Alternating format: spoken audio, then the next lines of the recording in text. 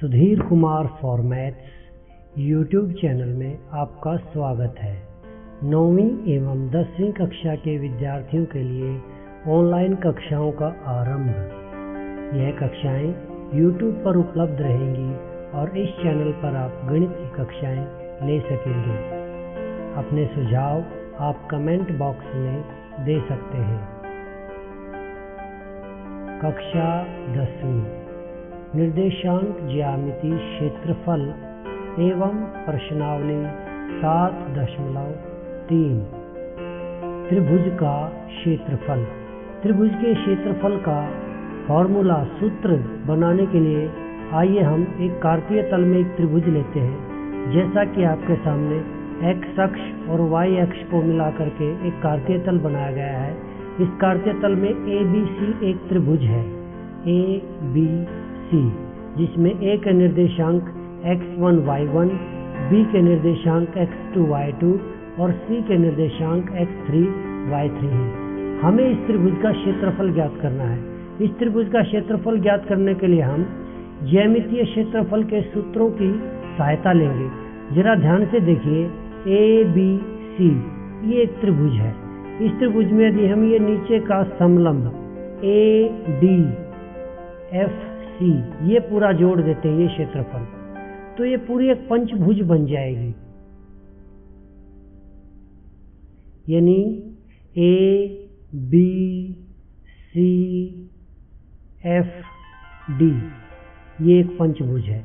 इसके क्षेत्रफल में से यदि हम ACFD इस क्षेत्रफल को घटा देते हैं तो ये त्रिभुज का क्षेत्रफल बच जाएगा। ये हम पंचभुज क्यों ले रहे हैं, इसके पीछे भी एक कारण है, क्योंकि पंचभुज के दो समलंब बन रहे हैं, ABED और BCFE।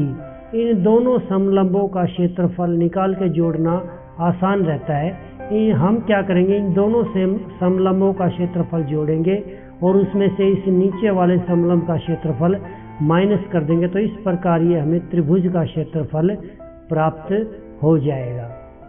तो देखिए, त्रिभुज ABC का क्षेत्रफल वही तरीका, एरिया समलंब ABED जमा एरिया समलंब BCFE माइनस एरिया समलंब ACFD, यानी ABED के क्षेत्रफल में BCFE का क्षेत्रफल जोड़ा गया है और उसमें से फिर हम ACFD का क्षेत्रफल माइनस कर देंगे। तो समलंब के क्षेत्रफल का सूत्र हम लगाते हैं 1/2 गुणा में दोनों समांतर भुजाओं का योग गुणा में उनके बीच की दूरी। अब ABED इसमें समांतर भुजाएं हैं AD और BE, यानी AD प्लस BE, और गुणा में उनके बीच की लंबवत दूरी हमें लेनी है, खड़ी दूरी DE, वो हमने यहाँ पर ले ली। इसी प्रकार BCFE में 1/2 गुणा में BE प्लस CF गुणा में EF। इसी प्रकार ACFD का 1/2 गुणा में AD प्लस CF गुणा में DF। तो ये हम अब सारे मान रखते हैं। मान रखते समय आप ध्यान दें, ADBE, BECF, ADCF इनके मान बहुत ही इजी हैं। अब AD और BE का मान देखिए, AD यदि आप ध्यान से देखेंगे तो ये y अक्ष पर देखिए, मूल बिंदु से y1 तक की दूरी, ये A के निर्देशांक के अनुसार ही ये दूरी, ये y1 है, यानी AD है हमारा y1। इसी तरह से BE है हमारा y2 और CF है हमारा y3। जहाँ पर हमें AD, BE और CF भरने थे, AD, BE, CF, BE, AD, CF, वहाँ पर y1, y2, y1, y2, y3 हमने भर दिए। अब DE, EF और DF इनके मान ध्यान रखने। DE का मान देखें, DE का मान निकालने के लिए सबसे पहले मूल बिंदु से E तक की दूरी x2, जैसे हम रखते हैं 0, 1, 2, तो यहाँ से यहाँ तक की 2 और माइनस यहाँ से यहाँ तक की 1, तब ये 1 आएगा। यानी मूल बिंदु से यहाँ तक की दूरी x2 माइनस मूल बिंदु से D तक की दूरी x1, x2 माइनस x1 वो हमारा आ जाएगा DE। इसी प्रकार DE की जगह हमने रखा x2 माइनस x1, EF की जगह x3 minus x2, x3 minus x2। और इसी तरह से df की जगह x3 माइनस x1। अब हम इसमें 1/2 कॉमन ले लेते हैं क्योंकि ये सभी में गुणा हो रखा है। जब 1/2 कॉमन हमने लिया तो ध्यान से देखिए हमने गुरु कोष्ठक का प्रयोग किया है, और इस गुरु कोष्ठक में जब हम गुणा करेंगे तो ध्यान रखेंगे कि गुणा करते समय x पहले लिखेंगे, y बाद में, ताकि हल करने में दिक्कत ना आए। अब ध्यान से देखिए, इन दोनों पदों को इन दोनों पदों से गुणा करना है।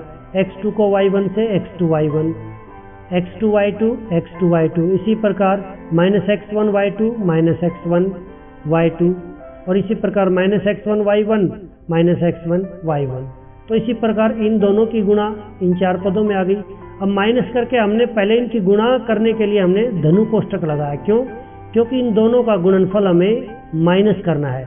माइनस करते समय हमारे लिए धनु कोष्ठक लगाना जरूरी है, ताकि एक बार ये गुणा कर ले, गुणा करने के बाद फिर हम इन सारे पदों को माइनस कर पाएंगे। माइनस यानी ये अंदर के सारे चिन्ह बदल जाएंगे जब हम अगले पद में इसको खोलेंगे।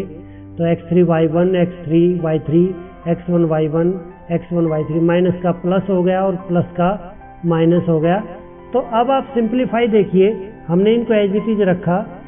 जब हम इनको एज इट इज रखते हैं तो x2 y2 प्लस का भी है और माइनस का भी है, तो समान पद एक दूसरे को कैंसिल कर देते हैं। Plus x2 y2 minus x2 y2। इसी तरह से minus x1 y1 plus x1 y1 minus x3 y3 plus x3 y3। तो जो बच गए वो पद हम एज इट इज लिखते हैं। x2 y1 minus x1 y2 plus x3 y2 minus x2 y3 minus x3 y1 plus x1 y3। अब फार्मूला बनाने के लिए हमें क्या करना, पहले x1 वाले मान लिखने हैं। x1 y3 minus x1 y2, फिर x2 वाले plus x2 y1 minus x2 y3, फिर x3 वाले plus x3 y2 minus x3 y1। अब इसमें से देखिए इन दोनों पदों में से x1 कॉमन है, y3 minus y2, x2 common है, y1 minus y3, x3 common है, y2 माइनस y1।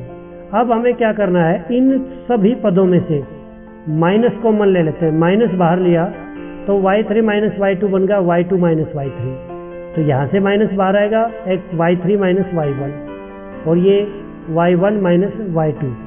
और माइनस करने के बाद हमने क्यों किया माइनस, इसका भी मैं आपको आगे बताऊंगा। जरा ध्यान दें, माइनस करने के बाद हमने यहाँ पर गुरु कोष्ठक की जगह हमने यहाँ पर बार लगा दिया है। बार, इसको हम मॉडुलस फंक्शन बोलते हैं, सिंपली शॉर्ट फॉर्म में मोड बोलते हैं। ये आप 11th क्लास में डिटेल में पढ़ेंगे। यहाँ पर आप सिर्फ इतना समझें कि इस मोड का मतलब है, जैसे ये मोड यहाँ पर लग गया तो इसका मतलब ये, इसका जो भी कुछ मान आएगा इस मोड के अंदर, चाहे वो प्लस का हो चाहे माइनस का हो, उसकी वैल्यू प्लस की ही मानी जाएगी। यानी मोड के अंदर कुल माइनस 40 आ जाता है तो उसकी वैल्यू प्लस 40 होगी, 40 आ जाता है उसकी वैल्यू भी 40 ही होगी। इसके पीछे वजह यह है कि क्षेत्रफल कभी भी ऋणात्मक नहीं हो सकता, इसलिए हमारा माइनस कॉमन लेने से कोई फर्क नहीं पड़ा। लेकिन माइनस कॉमन लेने से सूत्र याद रखने का तरीका आसान बन जाता है। तो देखिए इसको याद कैसे रखते हैं, ये बना तो आप लेंगे लेकिन हर बार आप बना के और फिर हल करें वो पॉसिबल नहीं है। तो इसलिए उसको याद करने का तरीका देखिए। याद करने का तरीका बहुत सिंपल है कि आप x y, बाहर x रहेंगे और अंदर y रहेंगे, ये सबको पता है। लेकिन आपको करना क्या है, ए बी सी त्रिभुज में आप पहले मानिए a का है, ये x1 है, x1 लिखा, तो इसको हमने क्लॉकवाइज डायरेक्शन में चलना है। ऐसे जब हमने x1 लिया तो फिर y के लेने y2 minus y3, y2 minus y3, फिर आगे x1 से अगला हमने लिया x2 प्लस x2 और इंटू y3 माइनस y1, और फिर आगे x3 लिया और फिर y1 माइनस y2। तो इस प्रकार ये त्रिभुज के क्षेत्रफल का फार्मूला बन जाता है, जिसका हम अलग अलग स्थितियों में आगे प्रयोग करेंगे। प्रश्नावली 7.3 प्रश्न संख्या 1 भाग 2। त्रिभुज का क्षेत्रफल ज्ञात करो जिसके शीर्ष -5 -1 3 -5 5 2 है। ए बी सी हमने इनको मान लिया। अब हम त्रिभुज के क्षेत्रफल का सिंपली फार्मूला लिखते हैं, फार्मूला लगाएंगे। अब सिर्फ इसमें एक ही चीज़ का ध्यान रखना, जब आप मान रखें, क्योंकि इसमें प्लस माइनस बहुत होते हैं और इसकी छोटी छोटी गलतियों में पूरा प्रश्न सवाल ही गलत हो जाता है, तो आप इसको ध्यान दें। जब भी ये मान रखें, आप इन लघु कोष्ठकों का प्रयोग करें। अब बात है कि जब आप ये लघु कोष्ठक प्रयोग करेंगे तो ये लघु कोष्ठक कहाँ जाएंगे, इन लघु कोष्ठकों को आप बना दें धनु कोष्ठक। ये लघु कोष्ठक, ये वाले, ये हमने बना दिए यहाँ पर धनु कोष्ठक।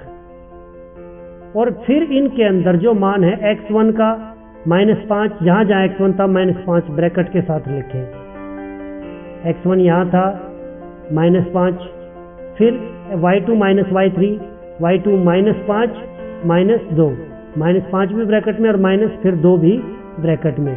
तो इस तरह से जब आप ब्रैकेट में लिखेंगे तो क्या होगा, जब आप आगे इनको हल करेंगे तो पहले छोटा ब्रैकेट हल करेंगे, तो जहाँ पर 2 बार माइनस आ गया वो अपने आप जो है सॉल्व हो जाएगा, वो गलती नहीं होगी। तो आप इन चीज़ों का विशेष ध्यान रखें, छोटी छोटी बातें होती है, कोष्ठकों का प्रयोग ध्यान से करें। तो -5 का कोष्ठक हट गया -5, इसी तरह से यहाँ पर अंदर के कोष्ठक हटाए -5 माइनस प्लस यानी -2, और इसी तरह से +3 × 2 माइनस माइनस +1 और +5 × -1 माइनस माइनस +5। अब -5 × -5 -2 -7, 3 × 2 +1 1, 5 × 5 में से गया 4, तो 1/2 × 5 7 35 माइनस माइनस प्लस 5 7 35, 3 × 9 और 5 चौका 20, 35 और 9 44 और 20 64, मॉड 1/2। अब 64 का मॉड 64 ही आएगा, प्लस हो या माइनस हो, और उसको 2 से भाग देंगे 32। वर्ग इकाई जरूर लिखें, कई बार पेपर में नहीं लिखते, क्योंकि ये मान जो है निर्देशांक ज्यामिति में निर्देशांक दे रखे हैं और उनमें इकाई ली जाती है, 1 इकाई 2 इकाई, इसलिए क्षेत्रफल वर्ग इकाई में लिखा जाएगा। ये छोटी छोटी बातें होते हैं, आप इसको अभी से आदत डाल लें तो अच्छा रहेगा। अब देखिए प्रश्न संख्या 2, जिसमें 3 बिंदु दिए गए हैं, 8 1 k घटा 4 2 घटा 5। यह दिया गया कि ये तीनों बिंदु एक ही रेखा में हैं, सररेख हैं, तो k का मान ज्ञात कीजिए। 7.1 प्रश्नावली में हमने देखा था कि यदि सररेख दे रखे हैं तो हम इन 2 बिंदुओं के बीच की दूरी, इन 2 बिंदुओं के बीच की दूरी जोड़ करके इन दोनों बिंदुओं के बीच की दूरी के बराबर रखते थे, तब हम k का मान निकालते थे। उससे प्रश्न काफी लंबा हो जाता था। तो त्रिभुज के क्षेत्रफल के फार्मूले से इसी प्रश्न को बहुत छोटा किया जा सकता है। अब देखिए, क्योंकि ये सररेख है तो इसलिए इनसे कोई त्रिभुज नहीं बनेगी, यानी जो त्रिभुज कल्पित त्रिभुज मान ली जाए कि ये बनेगी नहीं, तो उसका क्षेत्रफल 0 होगा। तो उसके क्षेत्रफल के बराबर हमने 0 रखा। फिर वही x1 y2 y3 के मान रखे, और सिंपली जब हम ये मान रखेंगे वही तरीका कि x1 y2 y3 को छोटे ब्रैकेटों में रखें, और जो छोटे ब्रैकेट है इनको धनु कोष्ठक लगा लें। यहाँ पर इनका प्रयोग अच्छे से करें, हर बार ये अपनी एक आदत डालें। जब आप इन बिंदुओं को इसमें लिखेंगे तो आपसे गलतियाँ नहीं होंगी। तो आप देखिए, जब -4 माइनस माइनस +5, इसी तरह से -5 -1 1 + 4, और ये आ जाएगा 8 - 6 + 10, मोड 1/2 बराबर है 0। अब 1/2 इस पूरे का आधा 0 के बराबर, 1/2 2 को उधर ले जाइए, 2 0 0, यानी 8 घटा 6 के जमा 10 बराबर है 0। अब 8 और 10 18 घटा 6 के बराबर है 0।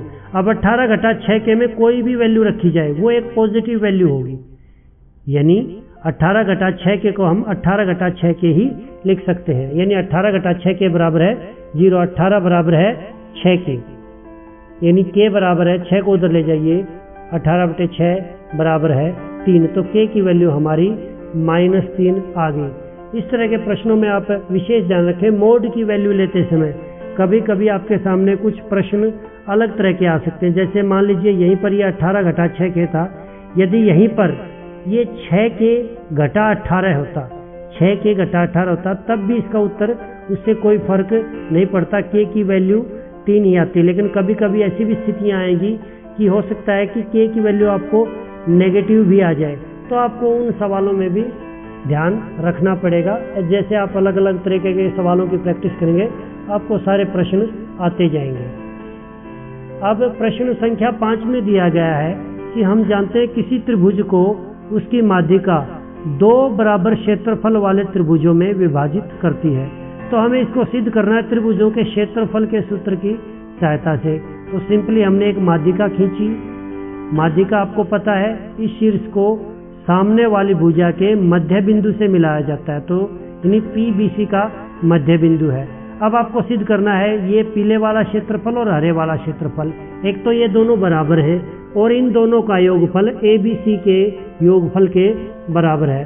तो इसका आसान सा तरीका है कि भाई जो है आप ले लीजिए P, सबसे पहले इसका मध्य बिंदु निकालिए। मध्य बिंदु सूत्र आपको इससे पहले वाले वीडियो में विभाजन सूत्र में सिखाया जा चुका है, तो उस तरीके से आप जो है ये मध्य बिंदु निकाल सकते हैं।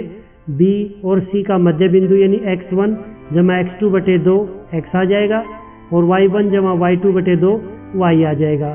तो P के जब मान निकलाएंगे तो आप इन दोनों, एक इस त्रिभुज का क्षेत्रफल निकालिए, इस त्रिभुज का, ये दोनों आपके बराबर आएंगे, और पूरी त्रिभुज का क्षेत्रफल निकालिए, इन दोनों का जोड़ पूरी त्रिभुज के क्षेत्रफल के बराबर भी होगा, जिसमें आप कह सकते हैं कि माध्यिका त्रिभुज को दो बराबर क्षेत्रफल वाले त्रिभुजों में विभाजित करती है। गृह कार्य। सर्वप्रथम पुस्तक से क्षेत्रफल सूत्र से संबंधित सभी कुछ ध्यानपूर्वक 2 बार पढ़ें। क्षेत्रफल के सूत्र को अपने हाथों से खुद अपने आप जो है 1 या 2 बार प्रैक्टिस करके खुद ड्राइव करके देखें, उस सूत्र बना करके देखें। इससे आपको त्रिभुज के क्षेत्रफल को अच्छे से समझने में मदद मिलेगी। जब आपको ये चीज़ बहुत अच्छे से समझ में आ जाए कि सूत्र कैसे बना है और इसके पीछे क्या कंसेप्ट है, उसके बाद तत्पश्चात आप उदाहरण स्वयं हल करें। उदाहरणों को देख के हल ना करें, ये सबसे गलत आदत होती है। उदाहरण, यदि आपने कंसेप्ट को अच्छे से पढ़ा है, क्षेत्रफल का सूत्र आपने अच्छे से सीखा है, तो आप उदाहरणों को अपने आप कर पाएंगे। यदि आपके उदाहरण आप नहीं कर पा रहे हैं तो इसका मतलब यहाँ पर आपको कोई चीज़ अच्छे से आपने नहीं समझे। तो इसको अच्छे से समझे, तब उदाहरण अपने आप करें। एक आध उदाहरण में कोई छोटा मोटा अलग से कंसेप्ट होता है, अदरवाइज सारे कंसेप्ट यही होते हैं। तो आप उदाहरण हल करने के बाद उसके बाद तब प्रश्नावली 7.3 हल करें और समस्या आने पर अपने अध्यापक से संपर्क करें। आप यदि कोई विशेष प्रश्न ऐसा हो जिसमें आपको कठिनाई आ रही हो तो आप कमेंट बॉक्स में डाल सकते हैं। आगे की वीडियो में उसको हल करने का प्रयास किया जाएगा। बहुत बहुत धन्यवाद।